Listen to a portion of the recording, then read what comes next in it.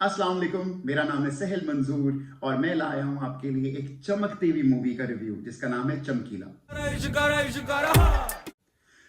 बात करते हैं मूवी की बैकग्राउंड टीम और फ्रंट एंड टीम की, जिसके अंदर Diljit Dosanjh, Parineeti, Imtiaz Ali, he is my favourite director writer, A R Rahman, मेरा ख्याल है दुनिया में सबसे कमाल कंपोजर इस वक्त ए आर रहमान है, और इरशाद कामिल बहुत कमाल लिखते हैं। ऐसी टीम हो तो क्यों ना एक प्रोडक्ट कमाल का निकलेगा।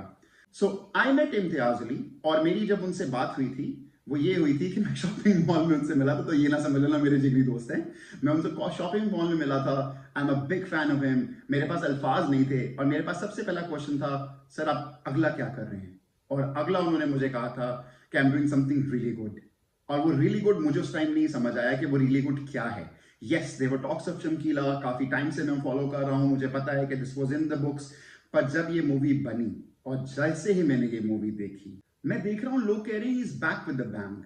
ही is not back with the bang, he was always there. He is just shown कि वो कितने बेहतरीन सुपरस्टार हैं। क्योंकि जो ये चीज बनी है, आई थिंक ये सिर्फ वही बना सकते हैं। बात कर लेते हैं मूवी की गुड और बैड की, मगर उससे पहले बहुत जरूरी है अंडरस्टैंड करना कि चमकीला कौन थे। He does not require any introduction. मैं पाकिस्तान पंजाब से बिलोंग करता हूं, मगर हमें भी चमकीला की स्टोरी का पता है। तो मेरा सबसे पहला कंसर्न ये था कि जो स्टोरी पहले ही पता है, जिसका हर चीज हमें पता है, चमकीला 1980s के सबसे बड़े सुपरस्टार थे। जो फेम उनको मिली है वो किसी को भी फेम नहीं मिली पंजाब के अंदर। We understand the demise of Chamkila. जब हमें सब इसके बारे में पता है तो how can he make it very interesting and something that we can feel for him again. वो जो एक्साइटमेंट, जो थ्रिल होता है मूवी के एंड तक, वो बरकरार रखना बहुत, मेरे मायने में बहुत डिफिकल्ट काम था, और उन्होंने बखूबी से इस काम को पूरा का पूरा अंजाम दिया है। सबसे पहले बात कर लेते हैं मूवी के सेटअप पे। It was an OTT movie, मगर मुझे लगता है कि अगर इसको सिनेमा में लॉन्च किया जाता, ये मूवी इतनी ही बेहतरीन रिस्पॉन्स से आती। Now there are lot of diverse opinion about it. आप कमेंट करके बताएं, क्या इस मूवी को ओटीटी पे ही आना चाहिए था या इसे सिनेमा में आना चाहिए था।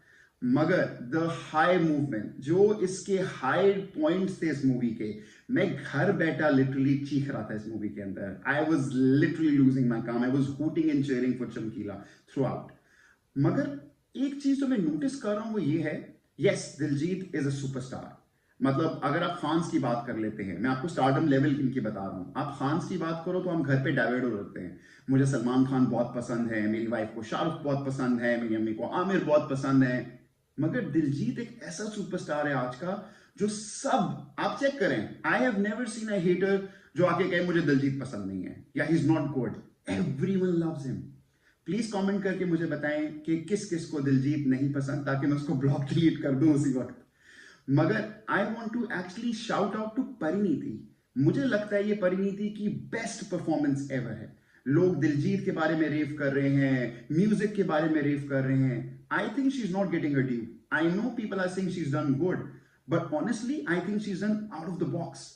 अगर ये रोल बड़ी स्टार कर रहे होते हैं, बड़े स्टार का मतलब है आलिया भट्ट, दीपिका, अगर ये रोल कर रहे होते, क्या हम इसी एक्टिंग पे उनको बहुत ज्यादा हाइप करते, या हम लोग अभी परिणीति को अब सोच रहे हैं कि she is not given that sort of a punch.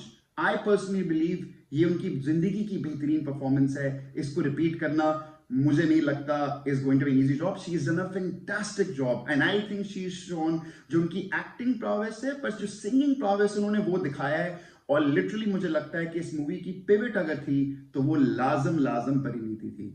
One thing I really like was कि हर गाने के साथ सबटाइटलिंग आ रही थी, क्योंकि ठेठ पंजाबी यूज हो रही थी। मैं आपको इसलिए कह रहा हूं, मैं खुद पंजाब से हूं और मैं खुद स्ट्रगल कर रहा था कुछ वर्ड्स को समझने में। स्टिल ये जो सबटाइटलिंग थी वो अलाउ कर रही थी हमें समझने के लिरिक्स कह क्या रहे हैं, क्योंकि लिरिक्स बहुत इंपॉर्टेंट थे, क्योंकि लिरिक्स ही चमकीला को कॉन्ट्रोवर्शियल बना रहे थे। एक और चीज मुझे बहुत अच्छी लगी थी, वो थी side characters. I think all the supporting cast brilliant, absolutely killed it out of park.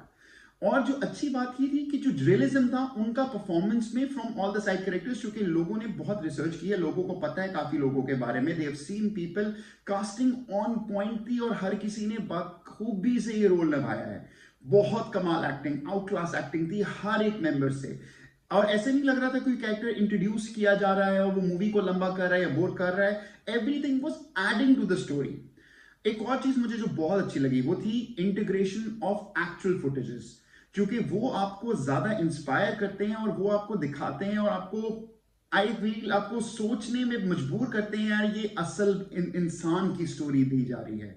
और एक चीज जो मुझे बहुत अच्छी लगी, जब आपको बैकग्राउंड वाले वो जो ओरिजिनल फुटेजेस यूज करके दिखा रहे हैं, यार सेट एग्जैक्टली सेम, मतलब उनके बैकग्राउंड में लोग कितने खड़े हैं, गिन लो यार, लोग जितने खड़े हैं उतनी खड़े किए हुए हैं। अनबिलीवेबल, मतलब मैं कहता हूं कि उन्होंने रेफरेंस पॉइंट्स उठाए हैं और उसको शो किया। Production was on point, set was on point.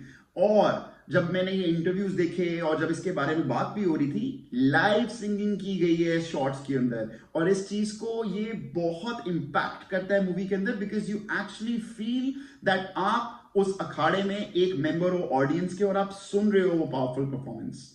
सो मेरा ख्याल है ये कुछ इनक्रेडिबल चीजें हैं जो इस मूवी को बहुत डिफाइन करती हैं।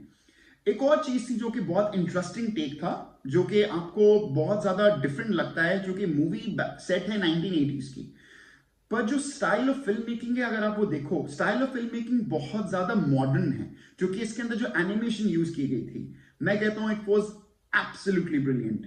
एक सीन है, ये मैं आपको अभी से बता रहा हूं, ये स्पॉइलर अलर्ट है। एक सीन है जहां पे वो सिगरेट पीते हैं।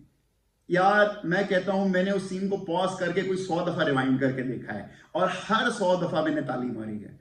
आप जरूर मुझे कमेंट्स में बताएं ऐसे और कौन से सीन थे जो आपको बहुत पसंद आए और आपने बहुत ज्यादा तालियां मारी हो, हूट किया हो और अपने सोते हुए खानदान को उठा दिया मूवी देखते हुए। एक और बहुत उम्दा चीज जो मुझे लगी वो ये है कि स्टार्ट ऑफ द मूवी में बिल्कुल जो उनका फेट है वो रिवील किया जाता है।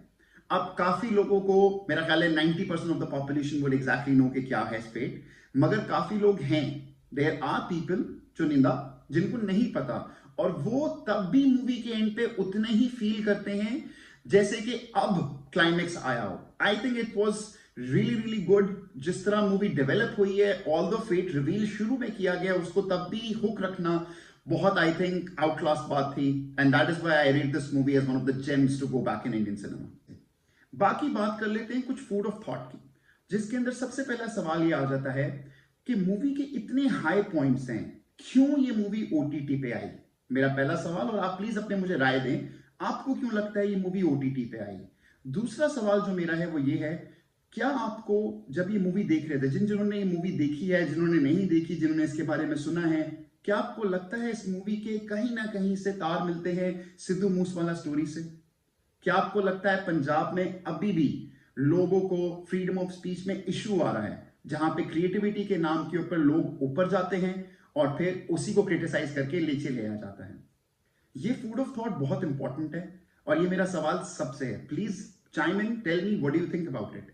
और finally I will say I will give this a strong 4.5 out of 5। I think 2024 की बाय फार ये बेस्ट मूवी आई है। Tune in for more movie reviews. मेरा नाम सहेल मंजूर है, कैमरा वुमन मायरा के साथ मुझे दे इजाजत। अल्लाह हाफिज।